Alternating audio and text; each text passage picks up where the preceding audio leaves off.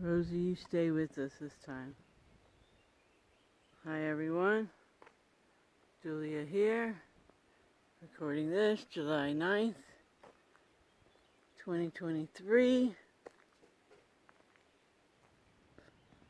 Down the driveway at the vacant property that we might just manifest next. Who knows? But that's kind of what I wanted to talk about, was the placebo and nocebo effect. And most of us have heard of the placebo effect. And as I've said before, it says it all. That if you believe that you'll be healed, then you'll be healed. Just amazing. And the nocebo effect, if you believe that you're sick, then you'll be sick. And you focus on that, and it just intensifies and magnifies it. Rosie! Rosie! Come on, Rosie. If the cat stays here, I have to come back and get her. It's uphill all the way. So I'm hoping she'll come this time. The first walk over here, both cats stayed. I think they thought this was part of the property too. So might be coming back here later. But anyway, so yeah. And I have symptoms myself. And I know, well, I believe it has to do with my diet. And I believe that if I only ate fruit for a long enough period of time, mono fruit even better, like grapes, then I could alleviate these symptoms. But I could also just alleviate them with my intention, as long as I don't sabotage that intention. But that's a lot of work. Can't have any doubt, can't have any fear. And you just have to go into it full strength and just be it. And be that well person with no symptoms, full of vitality, ready to roll, ready to go. Yeah, all that agility, all the good stuff. So that's how this reality works, you know? If you believe it, then it's true. But again, you have to clear out any subconscious sabotaging judgments, beliefs, fears. And you have to do some kind of inner work to find those. And my favorite modality is Language Lessons of the Heart. And you can find a Language Lessons of the Heart workshop playlist on this channel, as well as an emotional healing playlist that just kind of talks about what shadow work is. And Cheryl Bailey's method is mentioned on there, and she and I are about to have another little talk together, catch up over what's been going on the last few months and what we've learned so far this year. And wow, what a ride it's been this year. Just since last autumn, when people started coming into the community and started learning more and more about dynamics with people that you live in close quarters with. And yeah, you really have to be on the same frequency for that to work and be harmonious. Because if it's not going to be harmonious, I'm not going to live there, wherever it is. I've just come to that point in my life where, yeah, just find that right tribe that you vibe with, and then you'll have that harmony. And I think through all the community experiment this year, since last November, wow, so much has come into play and come into being. And ultimately, I feel like I was led to my true frequency family. You know, the tribe that I really vibe with. And time will tell. But I'm pretty sure I'm home now.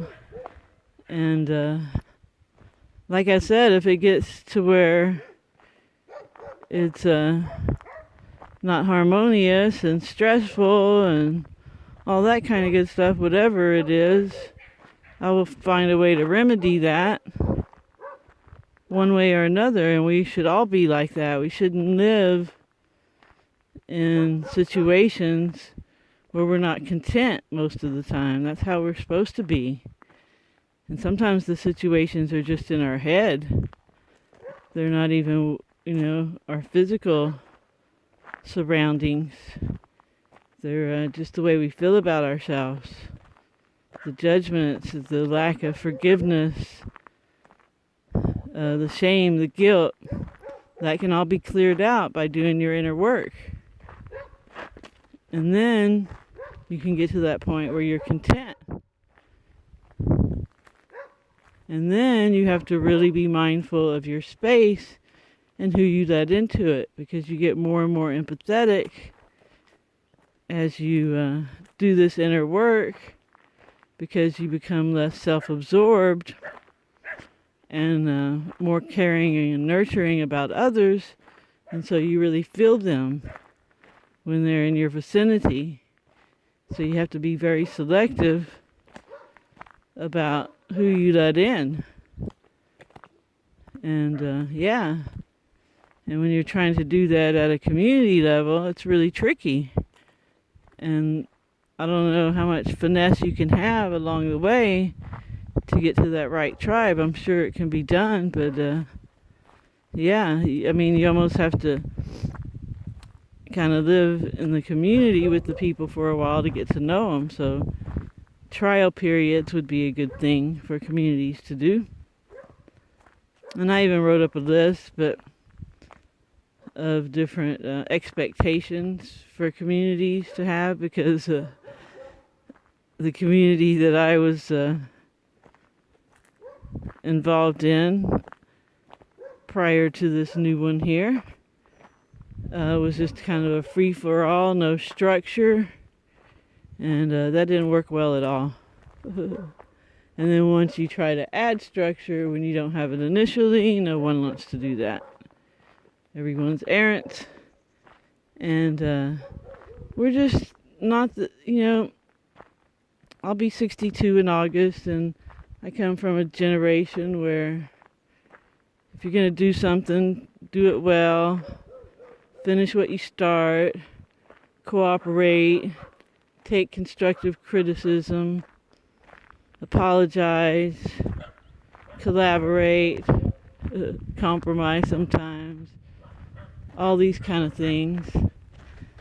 So not everybody comes from that kind of upbringing, or the dog's barking. I don't want to yell at him, that just makes more noise. So it's just, if you're going to be in a community, you need people that have a collaborative spirit, a little bit of drive, a little bit of ambition, not a lot. You don't need a lot. Only need to put in an hour or two a day into the community projects. But wow, that's even not a real scenario if you don't have the structure set in place. So anyone thinking of joining a community, feel free to get in touch if you want some case studies. But anyway, the intention was put out there that I wanted this community of like-minded people, kind of the things I just mentioned, And I had to go through the roller coaster ride with a few people. Some got on, some got off, some stayed on, most got off. Until now, we're all on. And yeah, it's very cool. Very excited. The future is so bright. And so much magic. So looking forward to working on the alternative homeschool curriculum and just working on the land here, starting for the third time to grow a food forest. But it's already kind of gotten started here. Here's a bunch of plums I just picked. There were more, but other people are picking them too, and only get the ripe ones, the ones that just fall off the tree or just had fallen off the tree, the way fruit's supposed to be. But yeah, so here we are, manifesting our reality, doing the best we can, moving on, living in the now, having gratitude and just awe of this existence. All right, everyone, thanks for listening. I hope you have a great morning, afternoon, or evening, wherever you are. Remember to stay focused on what you want and help others if you can. Ciao, ciao.